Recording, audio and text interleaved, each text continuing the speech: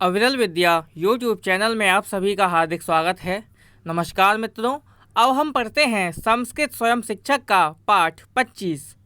मित्रों, प्रयत्न करेंगे कि यह पाठ एक ही वीडियो में संपूर्ण हो जाए। आइए शब्दों के अर्थों को देखते हैं।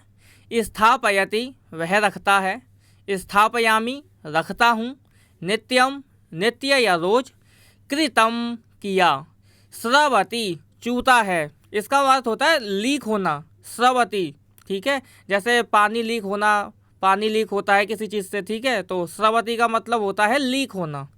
स्थापयितुम रखने के लिए, मंचः मेज़, गतः गया, संस्थाप्य रख कर, स्थापयसि तू रखता है, प्रत्येकम हरेक, परमेश्वरम ईश्वर को, स्थापनम रखना, स्थापयित्वा रखकर, स्थापनाय रखने के लिए, विष्टरः कुर्सी या आसन, आगतः आ गया, विरोधः मुकाबला। मित्रों, कुर्सी के लिए जो वर्तमान में जो शब्द प्रयोग किया जाता है वह ज़्यादातर आसंदः, यह शब्द प्रयोग किया जाता है। पुनः सुने, आसंदः। ठीक है, यह जो शब्द है वो प्राचीन काल में अधिक प्रयोग किया जाता होगा। विष्टरः, इसका अर्थ क्या है? कुर्सी या आसन। लेकिन कुर्सी के लिए वर्तमान काल में जो अधिकतर शब्दों का प्रयोग करते हैं वह है आसंदः। ठीक है मित्रों, आइए आगे बढ़ते हैं। नित्यम परमेश्वरम स्मृत्वा कर्म कुरु, नित्य परमेश्वर को स्मरण करके कार्य कर। सह मम पुस्तकम कुत्र स्थापयति, वह मेरी पुस्तक कहाँ रखता है। यत्र मंचः अस्ति तत्र सह तत् स्थापयति, जहाँ मेज है वहाँ वह उसे रखता है। सह तत्र दीपम स्थापयितुम गतः, वह वहाँ दीप रखने के लिए गया है। त्वं मसि पात्रम कुत्र स्थापयितुम इच्छसि, तू दवात कहाँ रखना चाहता है। मित्रों, अब ये हलंत मा आया है, स्थापयितुम इच्छसि, यहाँ स्थापयितुम में हलंत मा आया है, इसके पश्चात स्वर है ई, तो आप इसको मिलाकर भी पढ़ सकते हैं, स्थापयितुम इच्छसि। ठीक है, तू दवात को कहाँ रखना चाहता है। सह तत्र फलम स्थापयित्वा अत्र आगतः, वह वहाँ फल रखकर यहाँ आया। कृतम कर्म स्मर, किया हुआ कर्म स्मरण कर। अत्र स्थित्वा कर्म कुरु, नो चेत अत्र न तिष्ठ, यहाँ रहकर कार्य कर, नहीं तो यहाँ ना ठहर। नो चेत का अर्थ होता है नहीं तो। यदि वरम कर्म कर्तुम इच्छसि तर्हि एव अत्र तिष्ठ, यहाँ कर्तुम और इच्छसि को मिला दिया है, बन गया शब्द कर्तुमिच्छसि। यदि वरम कर्म कर्तुमिच्छसि तर्हि एव अत्र तिष्ठ, अगर श्रेष्ठ कार्य करना चाहता है तो ही यहाँ रहे। नो चेत यत्र इच्छसि तत्र द्रुतम गच्छ, नहीं तो जहाँ चाहता है वहाँ शीघ्र जा। अहम निर्धनः अस्मि पुस्तकम पठितुम इच्छामि, मैं निर्धन हूँ, पुस्तक पढ़ना चाहता हूँ। सह मंचम गृहीत्वा अत्र एव आगच्छति, वह मेज़ लेकर यहीं आता है। आइए आगे कुछ शब्द दे रखे हैं, इनके अर्थों को देखते हैं, फिर वाक्यों को देखेंगे।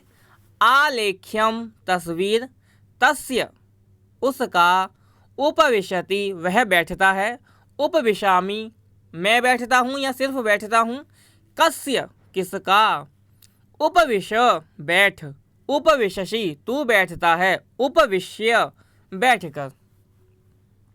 आइए वाक्यों के अर्थ देखते हैं। एतत् कस्य आलेख्यम अस्ति, यह किसका चित्र है। सः पुरुषः श्रुतमपि न स्मरति, वह मनुष्य सुना हुआ भी नहीं स्मरण रखता। त्वं तस्य व्याख्यानं शृणोषि किम, तू उसका व्याख्यान सुनता है क्या। अत्र एव उपविश व्याख्यानंच शृणु, यहीं बैठ और व्याख्यान सुन।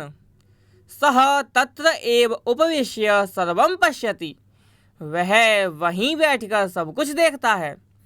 कह अत्र उपविश्य आलेख्यम करोति, यहाँ बैठकर कौन तस्वीर खींचता है या कौन तस्वीर बनाता है। श्रीधरः अत्र स्थित्वा आलेख्यम आलिखति, श्रीधर यहाँ ठहरकर चित्र खींचता है। सह उक्तमेव पुनः पुनः वदति, वह कहे हुए को ही बार बार बोलता है। यदि त्वम अत्र एव उपविशसि तर्हि अहम तोभ्यम द्रव्यम दास्यामि, अगर तू यहीं बैठेगा तो मैं तुझे धन दूंगा। सह किमर्थम सदा शिवालयम गच्छति, वह हमेशा मंदिर क्यों जाता है। शिवालय वैसे कहते हैं शिव जी के मंदिर को, और नॉर्मली मंदिर को कहते हैं देवालय, ठीक है। सह किमर्थम सदा शिवालयम गच्छति, वह हमेशा मंदिर क्यों जाता है या वह हमेशा शिव मंदिर क्यों जाता है। सह तत्र गत्वा संध्यामुपासते ईश्वरं च स्मरति, वह वहाँ जाकर संध्या करता है और ईश्वर का स्मरण करता है। अहम स्वरथम अत्र न स्थापयामि, मैं अपनी गाड़ी यहाँ नहीं रखता हूँ, मैं अपनी गाड़ी यहाँ नहीं रखता हूँ, ठीक है। इन्होंने भविष्यत काल में दे दिया है, वर्तमान में ही रखें अभी इसको, वैसे प्रयोग हो सकते हैं लेकिन वर्तमान काल में ही रखें अभी, ठीक है। अहम स्वरथम अत्र न स्थापयामि, मैं अपनी गाड़ी यहाँ नहीं रखता हूँ। मम विष्टरः कुत्र अस्ति, मेरी कुर्सी कहाँ है। यत्र यह स्थापितः तत्र एव अस्ति, जहाँ कल रखी थी वहीं है। तो मित्रों ये जो 12वां वाक्य है, अहम स्वरथम अत्र न स्थापयामि, इसको आपको भविष्यत काल में बनाना है तो स्थापयिष्यामि कर देंगे इसको, तो ये भविष्यत काल में बन जाएगा। तब इसका अर्थ होगा मैं अपनी गाड़ी यहाँ नहीं रखूँगा। अहम स्वरथम अत्र न स्थापयिष्यामि, परंतु यहाँ पर स्थापयामि लिखा है तो आप इसको वर्तमान काल में ही रखेंगे, मैं अपनी गाड़ी यहाँ नहीं रखता हूँ। आइए आगे बढ़ते हैं। ईकारांत स्त्रीलिंग नदी शब्द, ऐसे स्त्रीलिंग शब्द जिनके अंत में ई की मात्रा लगी होती है ईकारांत स्त्रीलिंग शब्द कहलाते हैं। आइए इनको नदी शब्द के रूप देखते हैं। नदी, नदीम, नद्या, नद्यै, नद्याः, नद्याः, नद्याम और हे नदी। मित्रों पंचमी और षष्ठी में दोनों का एक ही रूप रहता है, नद्याः। आइए इनके अर्थ देखते हैं। नदी, नदी को, नदी से, नदी के लिए, नदी से, नदी का, नदी में और हे नदी, ठीक है मित्रों। नदी शब्द के समान जो और शब्दों के रूप चलते हैं वो शब्द कुछ इस प्रकार हैं। मातुलानी, मातुली, पितृभगिनी, मातामही, उर्वी, पितामही, कमलिनी, मातृभगिनी, भगिनी, ब्राह्मणी, कुंडलिनी, कुमारी, ठीक है मित्रों। जैसे नदी के रूप बनाए हैं ऐसे ही इसके रूप भी हम बना सकते हैं। आइए इन संस्कृत के वाक्यों की हिंदी बनाते हैं अब, ठीक है। देखते हैं। यज्ञ दत्तात् देवदत्तः पुस्तकम गृह्णाति, यज्ञ दत्त से देवदत्त पुस्तक लेता है या ग्रहण करता है। सोमदत्तात् ब्राह्मणः धनम गृह्णाति, सोमदत्त से ब्राह्मण धन लेता है। सः ब्राह्मणः तडागात् रक्तं कमलम आनयति, वह ब्राह्मण तालाब से लाल कमल लाता है।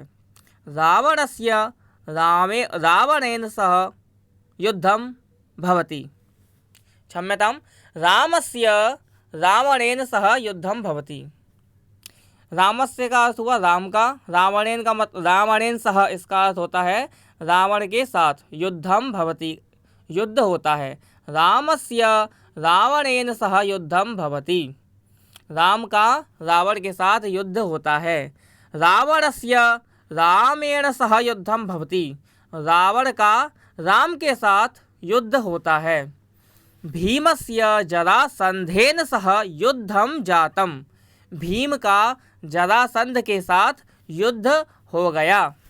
जरासंधस्य भीमसेनेन सह युद्धम जातम। जरासंध का भीमसेन के साथ युद्ध हो गया।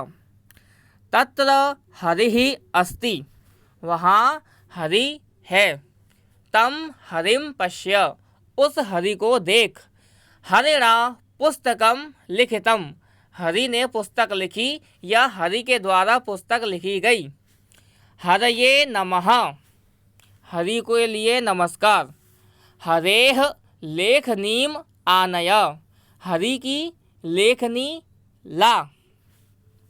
इदम हरेह गृहम अस्ति। इदम हरेह गृहम अस्ति। यह हरि का घर है। हरौ पापम नास्ति। हरि में पाप नहीं है। मित्रों, ये जो वाक्य है हरेह लेखनीम आनय, तो ये जो वाक्य है इसमें भी हरेह आया है। और ये दूसरा वाक्य है इदम हरेह गृहम अस्ति, तो इसमें भी जो है हरेह आया है। तो जो पहला वाक्य है जिस पर ये छोटा सा टू बना हुआ है, यहाँ पर यह पंचमी विभक्ति में प्रयोग हुआ है। और जो दूसरा वाक्य है इस पर थ्री बना हुआ है हरेह पर, यह आपका षष्ठी विभक्ति में बना हुआ है। वैसे हरेह लेखनीम आनयः, इसका अर्थ यह भी हो सकता है कि हरि की लेखनी ला, परंतु यहाँ पर इन्होंने स्पष्ट किया है, एक नोट देकर टू बनाया है उसके ऊपर कि हरेह, इसका अर्थ दिया है हरि से, अर्थात यह पंचमी विभक्ति में है, तो इसका अर्थ हो जाएगा हरि से। तो हरेह लेखनीम आनय, इसका अर्थ हो जाएगा हरि से लेखनी ला। और इदम हरेह गृहम अस्ति, यहाँ पर इन्होंने स्पष्ट कहा है कि ये हरि का इसका अर्थ होगा, यानी कि यह षष्ठी विभक्ति का शब्द है, तो यह हरि का घर है। और हरौ पापम नास्ति, हरि में पाप नहीं है। तो मित्रों, आज के पाठ में बस इतना ही। मिलते हैं अगले पाठ में। तब तक के लिए सभी को नमस्कार। हरि ओम। जयतु संस्कृतम, जयतु भारतम।